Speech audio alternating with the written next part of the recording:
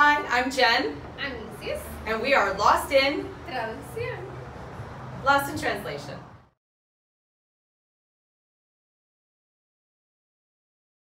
Yeah, but Yeah. I have people and people that I know and love that know I'm not a mother, but they call me Mamacita.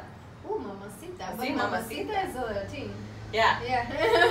And it's meant in a nice, friendly.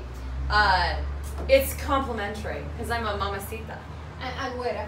Oh, well, Güera is my very complimentary name. When I go to Mexico, they refer to me as Güera, and it's definitely, I take it as a compliment. It's not insulting or derogatory whatsoever. No, because in Mexico there's a lot of Güera. Yeah, and I'm the Güera.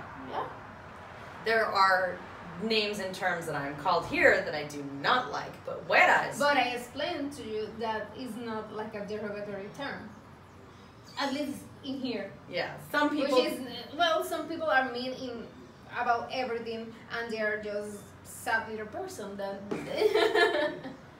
that complains about everything. It's not about you. It's about them. Yeah. True.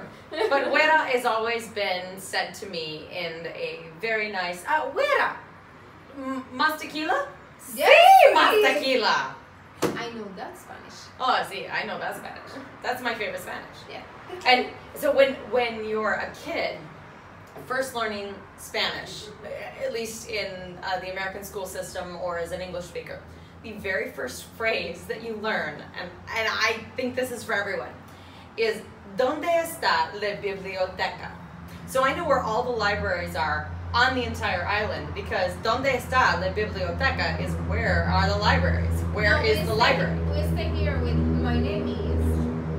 But do you say mi amo es or mi nombre es? In Spanish is I call Isis, which doesn't make any sense at all. Right, but English. in said en español. Me llamo Isis. Yeah, mi llamo es. Exacto. Sí, mi llamo es Jennifer. Yes. But and in French you learn je m'appelle. I call myself. So yeah, je m'appelle Jennifer in French is how you say my name is Jennifer. Yeah. I call myself Jennifer. But I had so many people correcting me when I would say mi nombre, or mi amo. They would say no, is mi nombre. So yeah, my name is versus I call myself, and I think it's the formal versus the casual. Is that right? Funny enough, there's like a like these ads, mostly radio ads that there has been like in this couple of years trying to correct people to say mi nombre, because that is not like in the lengua académica española. Okay. The correct way is just like a traduction of the English part. Okay. So people are translated, and that's not the Spanish word. Yes, people. That's say, not the formal. yes. Yeah. That's something completely bad saying. But just most people say mi nombre es igual, the same that say they eat the R's when they're speaking. Yeah, Yes. and I struggle with that. So, Yes. so I was always taught je m'appelle, I call myself, or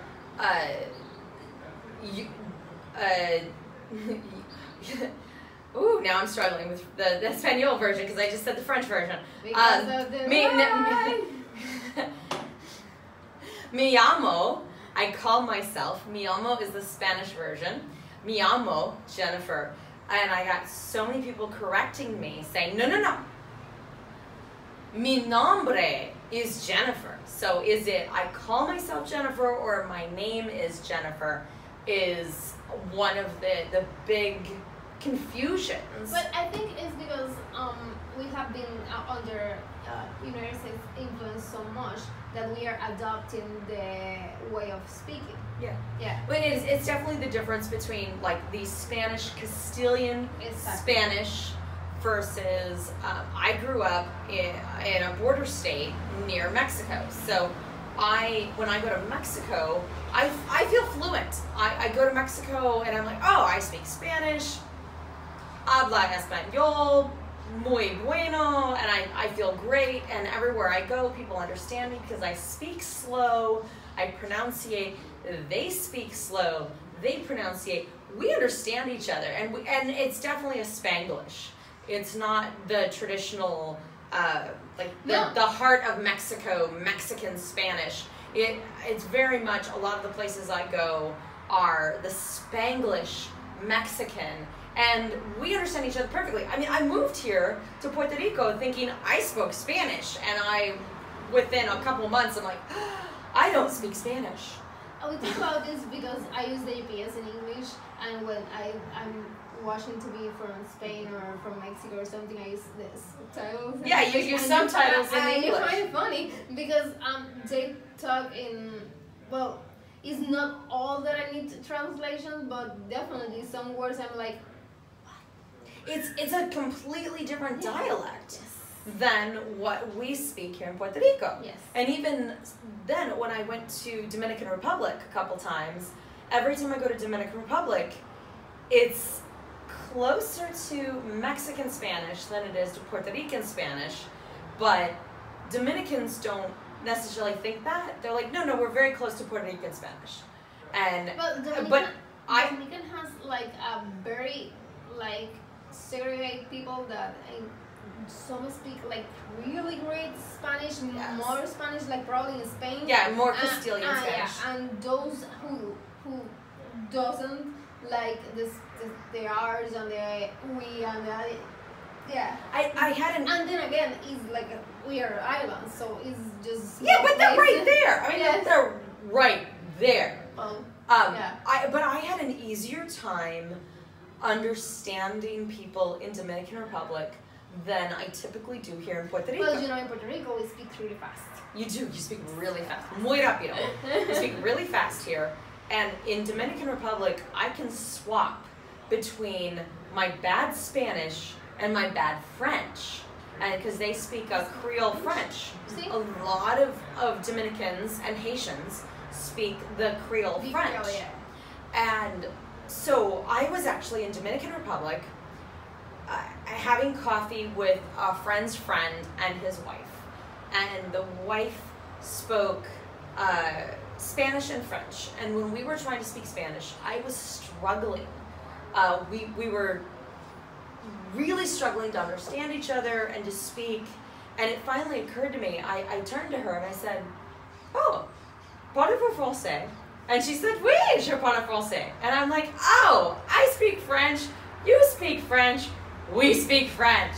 So then we had a wonderful conversation, en français, in French, about her family, her children, where she lives, where she likes to go, and we were able to have a conversation better in French. In my very bad, I learned and spoke French in high school French, than Spanish, and I live in a Spanish island. It was just, I struggle that much sometimes that there are people that speak slowly. Like, I understand probably 75% of what you say, I understand in Spanish. I have friends from Dominican Republic that speak so well and they write so well that I admire something.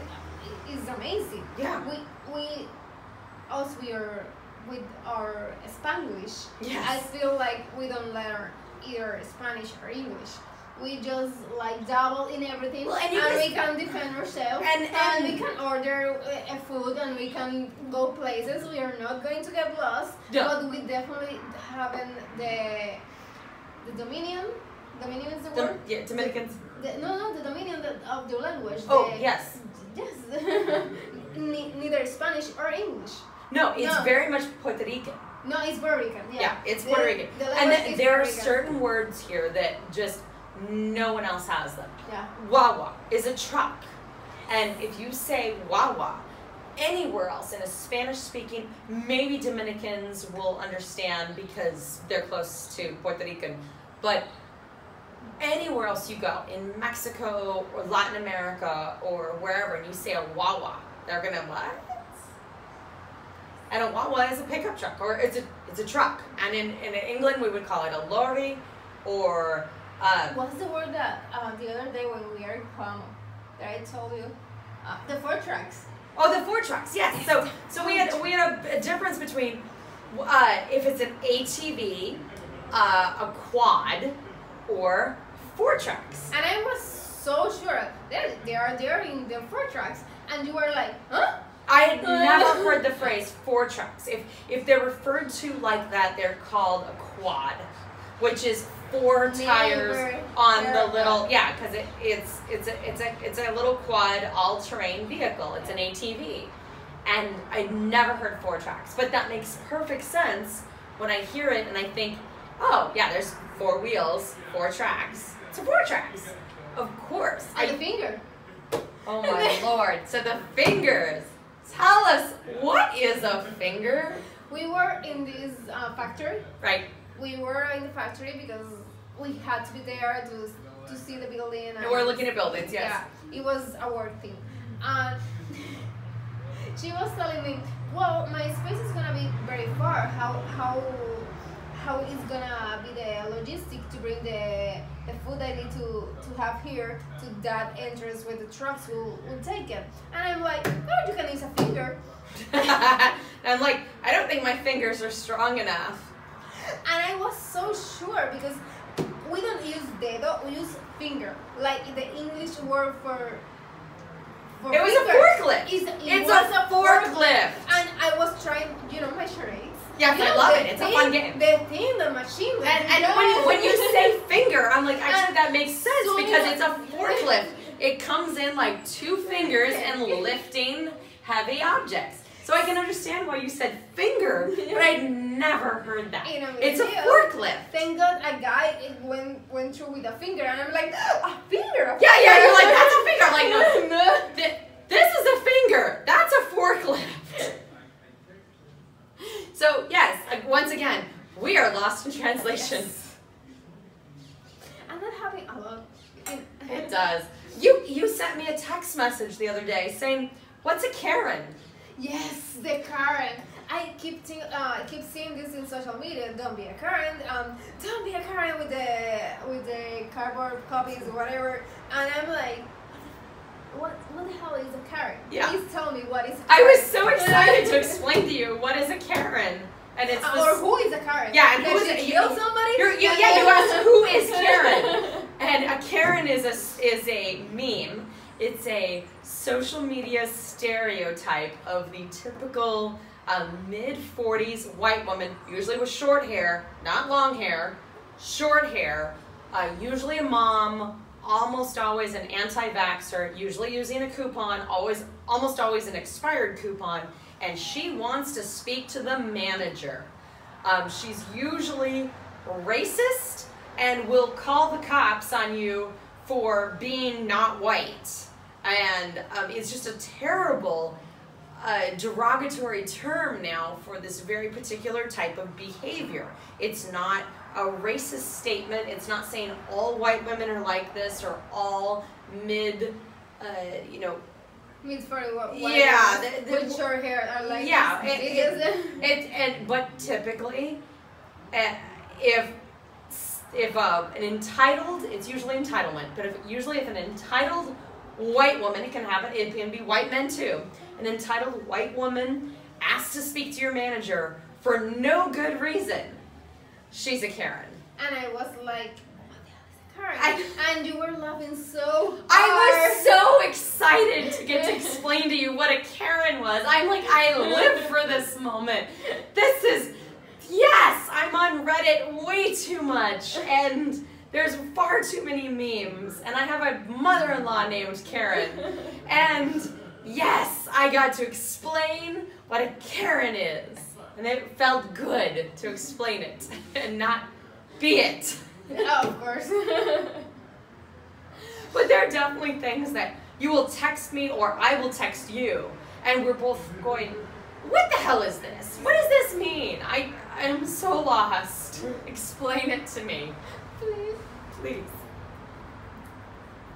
The Karen one was particularly pleasant for me. I was so happy. I was happy to know what a Karen is because it was literally driving me crazy. All the signs and all stuff. Don't be a Karen, don't be a Karen. Who is Karen? At first I thought it was the Karen from Will and Grace. Oh no, she's wonderful. We love the Karen from Will and Grace. And I was so confused. No, Karen from Will and Grace. She's always with a martini. She's always with a martini. She's fabulous. Fabulous. She's the best part of that show. Yeah. She's the only reason to watch that show. Is you watched Will and Grace because of Karen. Yes. No, different Karen. Different Karen. Different Karen.